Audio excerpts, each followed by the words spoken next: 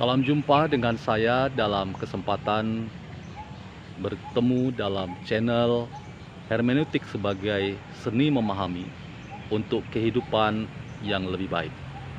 Saudara-saudara, dalam kesempatan ini saya ingin berbagi perspektif tentang hermeneutik yang terkait dengan 3 istilah yang sering kita tidak sadari, tetapi sesungguhnya menjadi bagian dari hidup kita sehari-hari.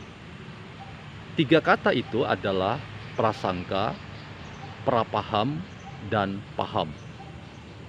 Ketiga istilah itu sesungguhnya istilah yang menjadi bagian dalam ilmu hermeneutik. Ketiganya adalah bagian dari upaya kita memahami teks dan memahami realitas sosial sebagai teks. Saya ambil sebuah contoh, misalnya ketika kita berjumpa dengan seseorang. Kita melihat orang itu berperawakan tinggi besar, hitam, lalu di sekitar wajahnya dia memelihara jenggot yang tebal. Dan dia pun mengenakan kacamata yang hitam. Pandangan kita terhadap seseorang tersebut, sering kita mengatakan orang itu pasti adalah orang yang tidak sembarangan, atau orang yang harus kita waspadai, atau orang yang harus kita curigai.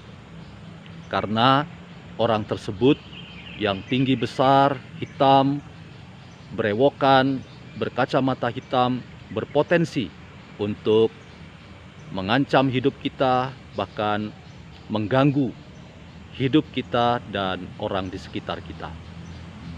Nah, saudara-saudara, tanggapan pertama kita terhadap apa yang kita lihat pada sosok orang tersebut itu disebut dengan prapaham atau pre-understanding. Apa yang namanya prapaham sesungguhnya sesuatu yang biasa, sesuatu yang lumrah, sesuatu yang wajar. Karena prapaham itu merupakan bagian yang melekat dalam keberadaan kita. Sehingga kita tidak perlu menolaknya, kita tidak perlu mengatakan bahwa prapaham itu sesuatu yang tidak penting, tetapi justru penting dan menentukan dalam rangka kita mencapai pemahaman.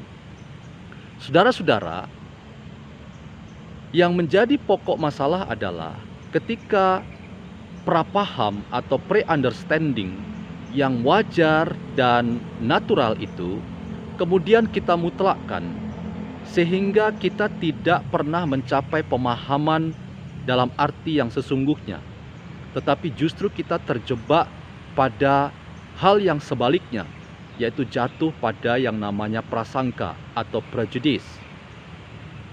Ketika dia menjadi prasangka, maka apa yang terjadi? Kita menganggap bahwa orang yang kita lihat berpenampilan sangar, berpenampilan berewokan, berkacamata hitam, tinggi besar, dan berkulit gelap, itu sebagai orang jahat. Dan kita kemudian memiliki segudang gambaran karikatur bahwa dia pasti akan mencelakakan kita. Dia pasti akan membahayakan kehidupan saya dan orang-orang di sekitar saya.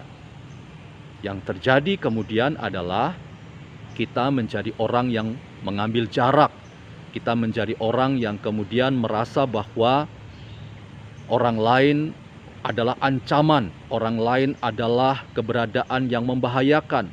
Bahkan reaksi yang kita munculkan adalah kita balik melakukan antisipasi dengan sikap-sikap yang tidak bersahabat dan bahkan sikap-sikap yang tidak dibangun dengan keramah tamahan.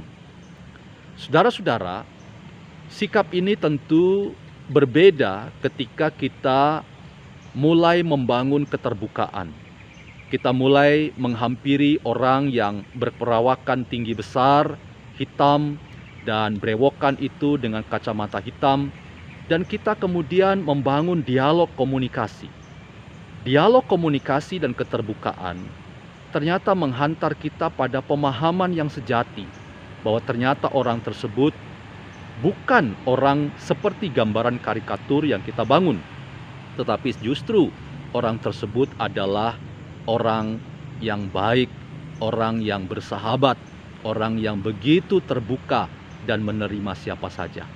Dan ternyata orang tersebut justru adalah orang yang kita kenal sehari-hari sebagai orang yang sering kita jumpai. Nah, saudara-saudara, apa yang terjadi ketika kita membuka diri, ketika kita membangun persahabatan dalam dialog dan komunikasi dengan siapa saja, maka kita tidak hanya mencapai prapaham yang bersifat sementara, tetapi kita melangkah menuju paham atau understanding.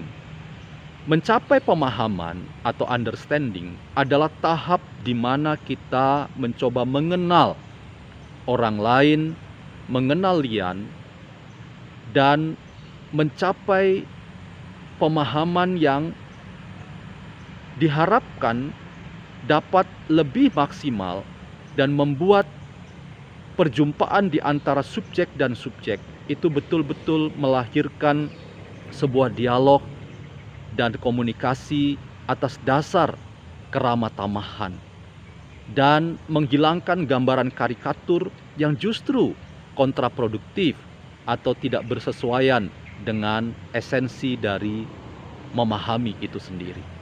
Jadi saudara-saudara, mari kita keluar dari jebakan prasangka yang dibangun oleh gambaran karikatur karena kita enggan untuk membuka diri dan membangun dialog komunikasi dengan siapa saja yang kita jumpai di sekitar kita.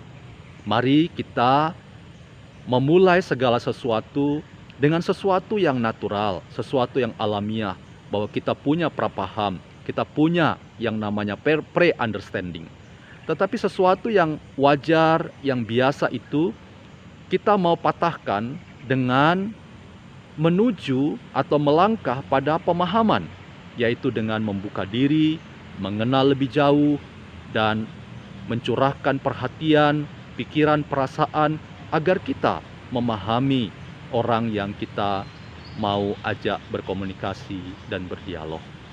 Saudara-saudara, tantangan kehidupan bersama di tengah-tengah masyarakat multikultur yang menjadi konteks dari hidup kita sehari-hari adalah tantangan mematahkan prasangka menuju pemahaman yang sejati, pemahaman yang didasarkan pada keinginan untuk hidup dalam sikap respek dan hormat, bahwa memang kita berbeda, memang kita tidak pernah akan sama, kita berbeda dalam warna kulit, kita berbeda dalam latar belakang suku, agama, bahkan afiliasi-afiliasi primordial lainnya. Tetapi kiranya itu tidak membuat kita terhalang untuk saling bertemu, berjumpa, membangun dialog dan komunikasi. Jadi esensi hermeneutik itu adalah mematahkan prasangka menuju pemahaman yang lebih baik untuk kehidupan yang lebih baik dan lebih beradab. Mari kita belajar untuk menjadi orang yang membuka diri kita, bergaul dengan siapa saja untuk mencapai pemahaman diri yang lebih baik. Selamat bertemu kembali dengan saya dalam channel hermeneutik sebagai seni memahami untuk hidup yang lebih baik.